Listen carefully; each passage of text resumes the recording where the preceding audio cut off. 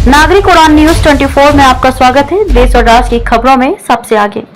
नमस्कार, मैं खुशी और आप देख रहे हैं नागरिक उड़ान न्यूज। आइए नजर डालते हैं आज की बड़ी खबर पर।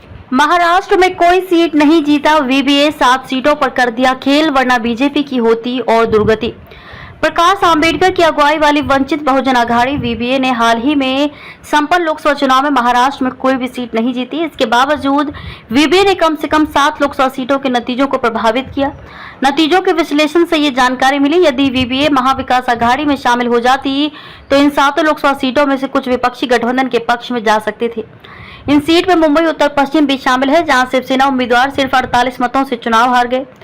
एमवी से नहीं हो सका था गठबंधन। दरअसल एमवी के साथ गठबंधन के लिए असफल वार्ता के बाद वीवीए ने महाराष्ट्र की 48 लोकसभा सीट में से अधिकांश पर अपने उम्मीदवार उतारे या उम्मीदवारों का समर्थन किया।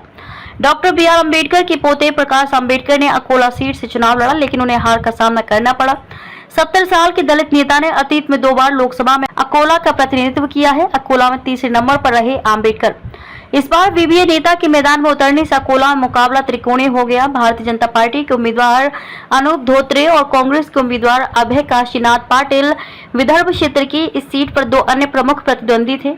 धोत्रे ने 4,57,030 वोट हासिल करके जीत दर्ज की। उनके निकटतम प्रतिद्वंदी पाटिल को 4,16,404 वोट मिले, जबकि अम्बेडकर 2,76,747 मतों के साथ तीसरे स्थान पर रहे, जिसने अंतिम परिणाम को प्रभावित किया। औरंगाबाद सीट AIMIM के हाथ से खिसकी।